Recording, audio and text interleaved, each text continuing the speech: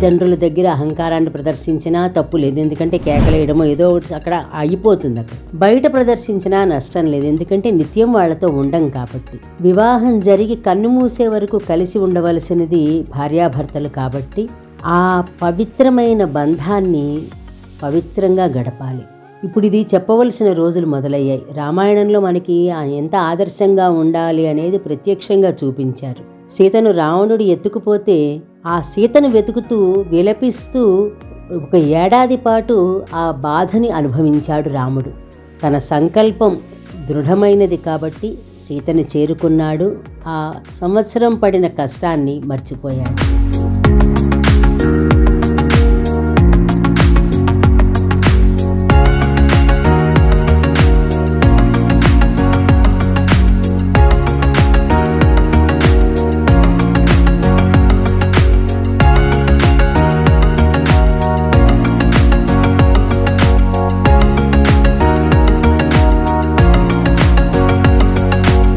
ప్రతి మనిషి జీవితంలోనూ దంపతులుగా ఉన్నప్పుడు ఇటువంటివి చిన్నవి జరుగుతూ ఉంటాయి. ఘర్షణలు వస్తూ ఉంటాయి. ఒక్కొక్కసారి ఒకరి మీదకి ఒకరికి అనుమానం కలుగుతూ ఉంటుంది. అయితే ఈ భార్యాభర్తల అనుబంధం సజావుగా సాగిపోతుందని ఎవ్వరూ చెప్పరు. చిలిపి తగాదాలు, సరదాగా మాట్లాడుకోవడాలు, అలకలు, కోపాలు తీర్చడాలు, బతిమాలడాలు, బహుమతులు కోరుకోవడాలు ఎన్నో జరుగుతాయి. అంటే చెప్పరానన్నివి వాళ్ళ జీవితంలో సంభవిస్తూ ఉంటాయి.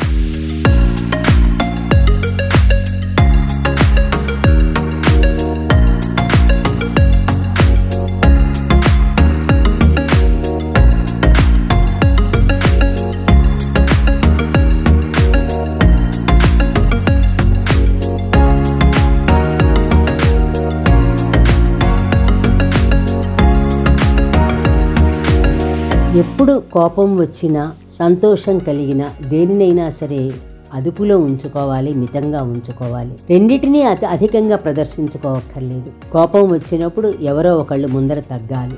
ఇద్దరూ ఆవేశంలో ఉండి ఒకవేళ ఆ ఆవేశం తీరే వరకు అరుచుకున్నా ఎవరో ఒకరు తొందరగా ఆవేశాన్ని చల్లార్చుకోవాలి. ఎవరు పంతాలకి పోకూడదు. నేనే ఎందుకు తగ్గించుకోవాలి, తను తగ్గించుకోవచ్చు కదా అని అనుకోకుండా, సరే ఒకసారి ఆవిడ తగ్గించుకుంది కదా, ఈసారి నేను తగ్గించుకుందామని ఎవరికి వాళ్ళు సెల్ఫ్ కౌన్సిలింగ్ చేసుకుంటే ఆ అనుబంధం ఎంత తీయగా ఉంటుందో ఎవరు చెప్పలేకపోతారు.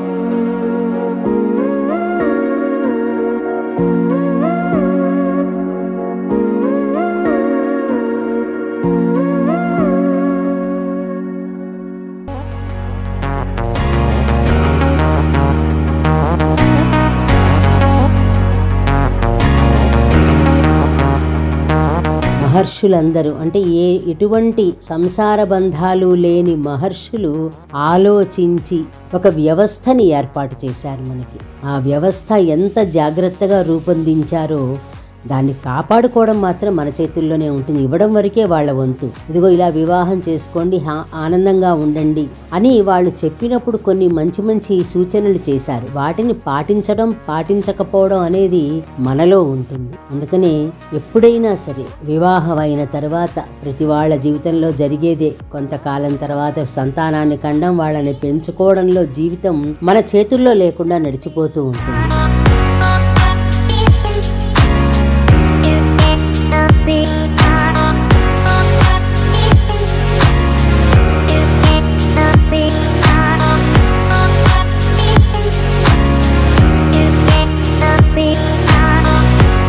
పిల్లలు పెద్దవాళ్ళై వాళ్ళకి పెళ్లి చేసి ఆ తర్వాత అప్పటికి మనం తలుచుకునేసరికి అప్పటికే సగం జీవితం మంది గడిచిపోతుంది. ఇది అందరికీ జరుగుతుంది, అందరి జీవితాల్లో సాధారణంగా ఉంటుంది. ఆ తర్వాత అసలు జీవితం అనేది అప్పుడు ప్రారంభం అవుతుంది.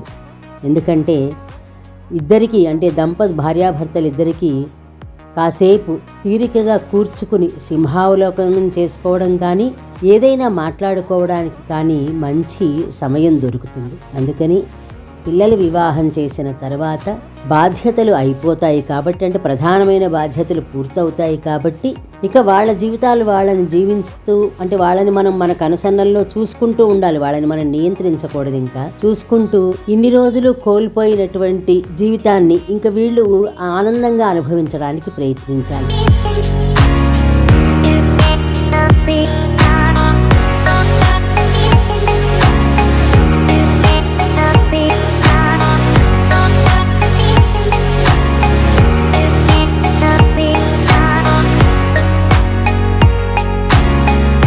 20 ఏళ్ళు 22 ఏళ్ల సమయంలో వివాహం చేసుకుంటే 50-55 ఏళ్ళు వచ్చేసరికల్లా పిల్లల వివాహం అయిపోతుంది. అంటే ఈ రోజుల్లో, పూర్వం రోజుల్లో అయితే 30 ఏళ్ళు వచ్చేసరికల్లా అయిపోయేవి. 35 ఏళ్ళకి అమ్మమ్మలు తాతయ్యలు అయిపోయేవారు. ఇప్పుడున్న పరిస్థితుల్లో 55 ఏళ్ళు వచ్చేసరికల్లా కొంచెం ఏకాంతం ఏర్పడుతుంది. కాబట్టి గతాన్ని తవ్వుకుంటూ కూర్చోకుండా, అప్పుడు నువ్వు ఇలా అన్నావు, ఇప్పుడు నువ్వు ఇలా అన్నావు అని అనుకోకుండా, జీవితం నడిమింటిలోకి వెడుతోంది కాబట్టి ఆనందంగా గడపడానికి ఎలా ఉండాలి, ఎక్కడెక్కడికో విదేశాలు ప్రయాణాలు అక్కర్లా, మన పక్కనే ఉన్న చిన్న ప్రదేశానికి వెళ్ళొచ్చు.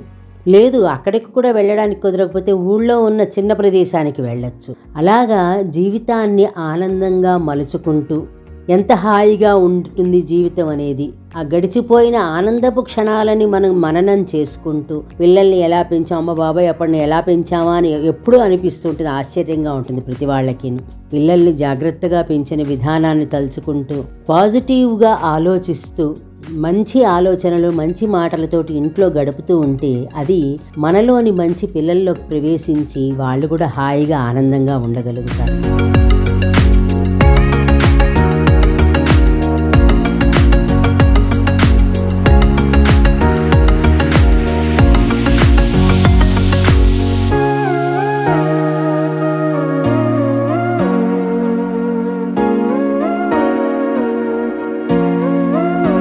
అనవసరమైన విషయాల కోసం చర్చలు పెట్టుకుని అనవసరమైన విషయాల గురించి ఆలోచించుకోవడం కాకుండా సుఖంగా ఆనందంగా ఉండడానికి ఏం చేయాలి అనేది మన మనసుల్లోకి మనంతట మనమే ఏర్పాటు చేసుకోవాలి. కొందరికి దేవాలయాలకు వెళ్ళడం అంటే ఇష్టం. అక్కడికి వెళ్ళడం, ప్రశాంతంగా భగవంతుడిని ధ్యానించడం, కాసేపు కూర్చోవడం రావడం. కొందరికి పుస్తకాలు చదువుకుంటూ దాని మీద చర్చించుకోవడం ఇష్టం, ఆ పని చేయటం. కొందరికి ఆడుకోవడం అంటే ఇష్టం, పేకాడుకోవచ్చు, క్యారం బోర్డు ఆడుకోవచ్చు, ఏ ఆటలైనా సరే ఏదైతే ఇష్టమో అది ఒకరి ఇష్టాన్ని ఒకళ్ళు గౌరవించుకోవాలి. నాకు ఇష్టం లేదని అనుకోకుండా ఒకసారి ఒకళ్ళ విషయాన్ని గౌరవిస్తే రెండోసారి రెండో వాళ్ళ విషయాన్ని గౌరవిస్తూ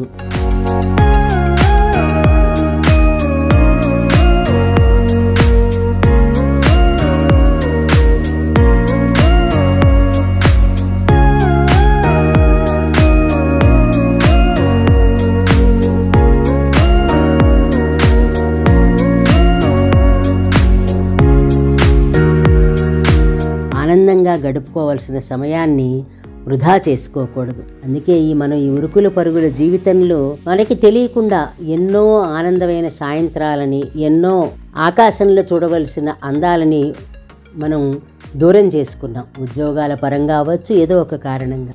ఇప్పుడు సమయం దొరికింది కాబట్టి, అంటే ఎవరికైనా సరే 55 సంవత్సరాలు ఆ సమయంలో మనకి సమయం దొరుకుతుంది కాబట్టి హాయిగా సూర్యోదయాన్ని సూర్యాస్తమయాన్ని చూడడం, సముద్రుడిని చూడడం, చంద్రోదయం చంద్రాస్తమయంతో పాటు కుదిరినప్పుడు అవన్నీను హాయిగా ఆకాశంలో నక్షత్రాలను చూస్తూ, మబ్బులను చూస్తూ, పిల్లగాలిని ఆస్వాదిస్తూ, చెట్ల గలగలకి మన మనసు పరవళ్ళు తొక్కేలాగా చేసుకుంటూ ఆనందంగా గడపడానికి ప్రయత్నించాలని మనస్ఫూర్తిగా అందరం కోరుకోవాలి.